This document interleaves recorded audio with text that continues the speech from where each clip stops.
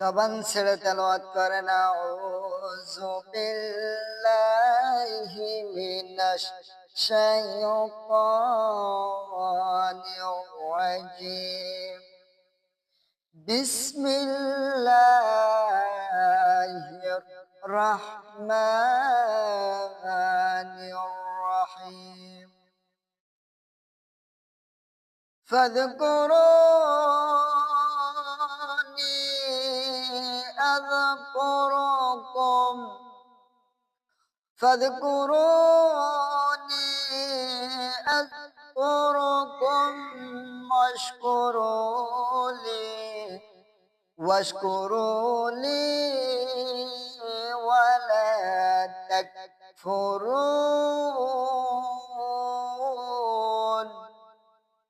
صدقت يا ربنا.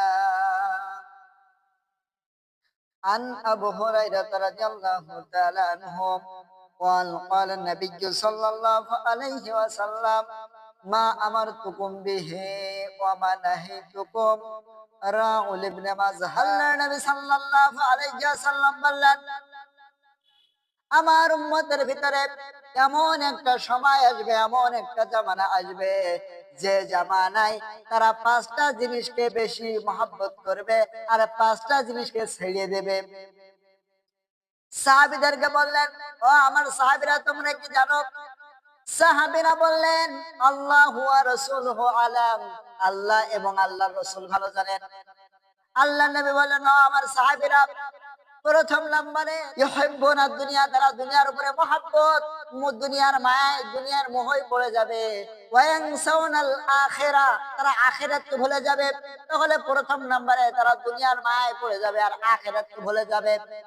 আল্লাহর নবী সাল্লাল্লাহু আলাইহি ওয়াসাল্লাম বললেন, দুই নম্বরে ইউহিব্বুনাল মাল, তারা মালের উপরে মহব্বত রাখবে। ওয়া ইয়ানসাউনাল হিসাবা, তারা হিসাবের দিনের কথা ভুলে যাবে। ভাইরা আমার, বন্ধুরা আমার, আল্লাহ তাআলা রব্বুল আলামিন যদি আমাদের প্রতিটা সেকেন্ডের, প্রতিটা মুহূর্তের হিসাব যদি নেয়, আমার মনে হয় ওই হিসাব যদি আল্লাহ নেয়, তাহলে আমাদের মতন মানুষের জান্নাতে যাওয়া সম্ভব না। একটা লোককে আল্লাহ 1000 বছর হায়াত দান করেছে। ও দিনের বেলা যুদ্ধ করে, জিহাদ করে আর রোজা রাখে, রাতের বেলায় তাহাজ্জুদ করে কাটিয়ে দেয়।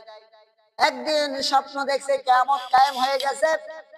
আল্লাহ তাআলা রব্বুল আলামিন ডাক দিয়ে বলছে, বান্দা, আমি আল্লাহ তাআলা রব্বুল আলামিন তোমার ইবাদতে খুশি, আমি তোমাকে জান্নাত দিয়ে দিলাম, যা, আমি তোকে জান্নাত দিয়ে দিলাম, যা। ও মনে মনে চিন্তা করছে, আল্লাহর এত ইবাদত করলাম, আল্লাহ তাআলার এত ইবাদত করলাম, আল্লাহ প্রশংসা করবে, গুণগান করবে, তা না, আল্লাহ বলছে তোর জান্নাত দিয়ে দিলাম, কি হইলো? ওর মনের ভিতরে একটু অহংকার চলে এসেছে।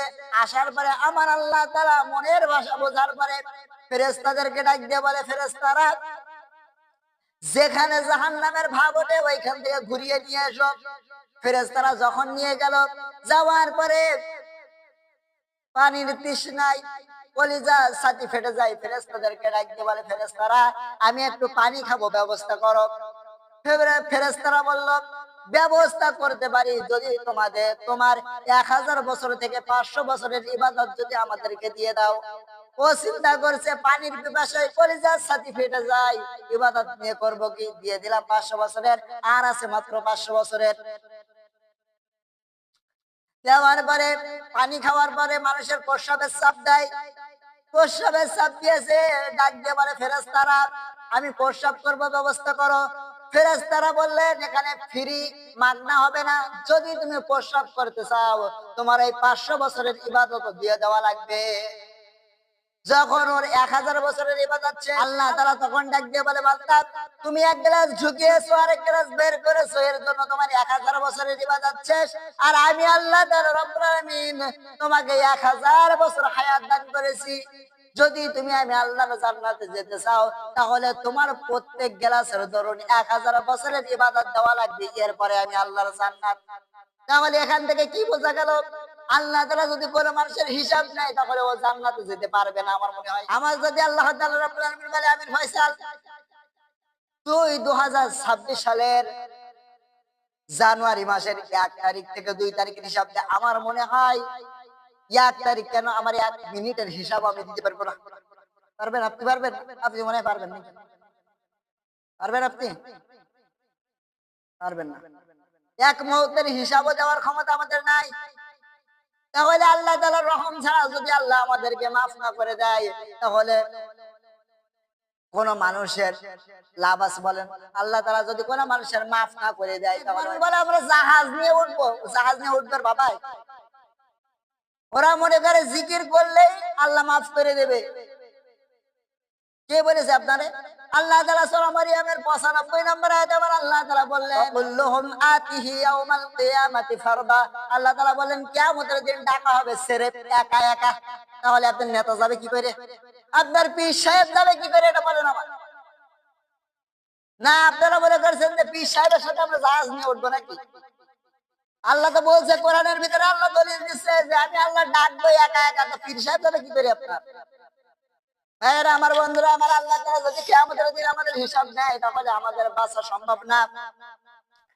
আল্লাহ নবী সাল্লাল্লাহু আলাইহি ওয়াসাল্লাম বললেন তাদের 3 নাম্বার বৈশিষ্ট্য হবে ইউহিব্বু ওয়া ইউহিব্বুনাল খালাকা। তারা স্রষ্টার উপরে মহব্বত, সৃষ্টির উপরে মহব্বত রাখবে। সাউনাল খালিকা, তারা সৃষ্টি স্রষ্টার উপরে ভুলে যাবে। এখন দেখেন বাস্তবতায় তারা সৃষ্টির উপরে দুনিয়ার মায়ায় মোহে পড়ে আল্লাহকে ভুলে যাচ্ছে। কথা বলেন না কেন? আল্লাহ নবী বলেন তাদের 4 নাম্বার বৈশিষ্ট্য হবে ওয়া ইউহিব্বুনাজ যুনুবা ওয়া ইউহিব্বুনাজ যুনুবা। তারা গুনাহকে এমন ভাবে আঁকড়ে ধরবে, ওয়া ইয়ানসাউনাত তাওবাতা, তারা তাওবাকে ভুলে যাবে। এখন দেখেন মানুষ গুনাহে বেশি লিপ্ত হয়, তাওবাকে ভুলে যায়। আপনাকে তাওবা করতে হবে কেমন? আল্লাহ তাআলা রাব্বুল আলামিন বলেন ইয়া আইয়ুহাল্লাযীনা আমানু তুবু ইলাল্লাহ। মুমিনেরা তাওবা করে। তাওবা কেমন করতে হবে? একটা মানুষ গু দেখলে যেমন ঘৃণা করে চলে আসে, তাওবা করে আপনি আল্লাহর কাছে ওই গুর মতন ঘৃণা করে আপনি যদি চলে আসতে পারেন, এটার নামই হচ্ছে তাওবা। নবী সাল্লাল্লাহু আলাইহি ওয়াসাল্লাম বলেন তাদের 5 নাম্বার বৈশিষ্ট্য হবে ওয়া ইউহিব্বুনাল কুসুরা। তারা বড় বড় আলিশান বিল্ডিং তৈরি করবে। সাউনাল মাকবারাতা, তারা কবরকে ভুলে যাবে। দেখেন এখন মানুষ দুনিয়ার অট্টালিকা, টাকা পয়সা, অর্থ সম্পদ, ক্ষমতার জন্য এখন যা ইচ্ছা তাই করছে, কিন্তু কবরে যে হিসাব দেওয়া লাগবে এটা মানুষ ভুলে গেছে। কথা বলেন না কেন? আল্লাহ তাআলা যেন আমাদের মেনে চলার তৌফিক দান করে।